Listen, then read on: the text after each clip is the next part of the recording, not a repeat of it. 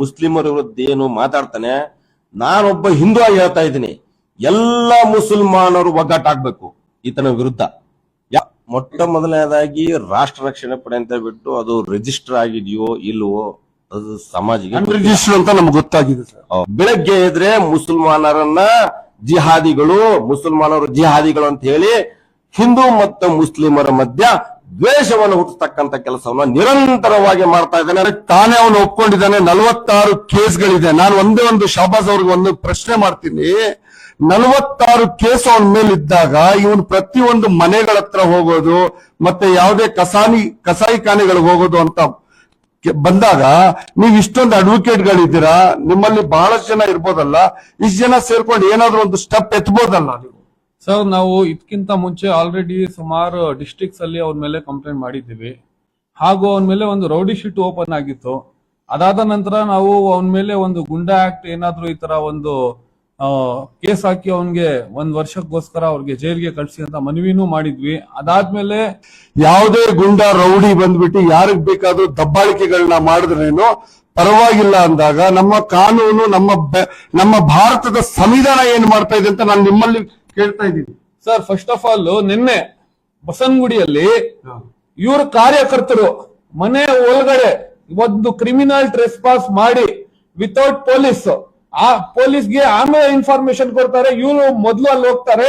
ಅಲ್ಲಿ ಹೋಗಿ 1-2 ಪ್ರಾಣಿಗಳನ್ನು ಅಲ್ಲಿಂದ ಅವರು ರೆಸ್ಕ್ಯೂ ಮಾಡ್ತೀವಿ ಅಂತ ಹೇಳ್ತಾರೆ. ಅದು ರೆಸ್ಕ್ಯೂ ಯಾವಾಗ ಬರ್ತಾರೆ sir?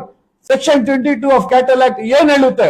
ಕುಯ್ಯೋವಾಗ on the spot red hand ಸಿಕ್ಕಾಕೊಂಡ್ಬಿಟ್ರೆ ಅವಾಗ ನೀವು ಅವ್ರ ಮೇಲೆ ಕೇಸ್ ಹಾಕ್ಬೇಕಂತ. ನನ್ ಸ್ಲಾಟರ್ ಮಾಡೋದು ತಪ್ಪು, ತಿನ್ನೋದು ತಪ್ಪಿಲ್ಲ. ತಿನ್ನಕ್ಕೆ ಏನು ಕಾನೂನಿಲ್ಲ, ಮಾರಕ್ಕೆ ಏನು ಕಾನೂನಿಲ್ಲ. ಆದ್ರೆ ಮುಸಲ್ಮಾನರು ಖರೀದಿ ಮಾಡಿದ್ರೆ ಅದಕ್ಕೆ ಕ್ಯಾಟಲ್ ಆಕ್ಟ್ ಹಾಕಿ ಅವ್ರಿಗೆ ಜೈಲ್ಗೆ ಹಾಕ್ತಾರೆ. ನನ್ನ ಪ್ರಶ್ನೆನೇ ನಿಮ್ಗೆ ಏನು ಗೊತ್ತಾ? ಇವನಿಗೆ ಯಾರ್ ರೈಟ್ಸ್ ಕೊಟ್ಟಿದ್ದಾರೆ? ನಾನು ನಿಮ್ಗೂ ಸಂತೋಷ್ ಅವ್ರೆ ನಿಮ್ಗೂ ಕೇಳ್ತಾ ಇದ್ದೀನಿ, ಇವನ್ಗೆ ಯಾರ್ ರೈಟ್ಸ್ ಕೊಟ್ಟಿದ್ದಾರೆ? ಇವನ್ ಯಾರು? ಇವನ್ ಏನ್ ಕಾನೂನಾ? ಇವನ್ ಸರ್ಕಾರನ? ಯಾರು ಅಂತ ಹೇಳ್ಬಿಟ್ಟು ಇಷ್ಟೆಲ್ಲ ಮಾಡ್ತಾ ಇದ್ರೆ ನಮ್ಮ ರಾಜ್ಯ ಸರ್ಕಾರ ನೋಡ್ಕೊಂಡು ಕುತ್ಕೊಂಡಿದೆ, ನಮ್ಮ ಹೋಮ್ ಮಿನಿಸ್ಟರ್ ನೋಡ್ತಾರೆ, ಮತ್ತೆ ನಮ್ಮ ಕಮಿಷನರ್ ನೋಡ್ತಾರೆ. ಅಂದ್ರೆ ಅಲ್ಲಿಗೆ ಯಾವ ಪಟ್ಟಿಗೆ ಇವನ್ಗೆ ಫ್ರೀಡಮ್ ಕೊಟ್ಟಿದ್ದೀರಾ ಅಂತ ನಾನು ಇದನ್ನೇ ಪ್ರಶ್ನೆ ಮಾಡ್ತಾ ಇರೋದು. ನಾನು ಒಬ್ಬ ಒಬ್ಬ ಮುಸಲ್ಮಾನರ ಮನೆಗೆ ನುಗ್ತಾ ಇದ್ದಾನಂದಾಗ ಅವನ ಮೇಲೆ ಒಂದು ಗುಂಡಾಟ್ನ ಮಾಡಿ ಇಲ್ಲಿಂದ ನಮ್ಮ ರಾಜ್ಯದಿಂದ ಹೊರಗೆ ಬಿಸಾಕಕ್ಕಾಗಲ್ವಾ?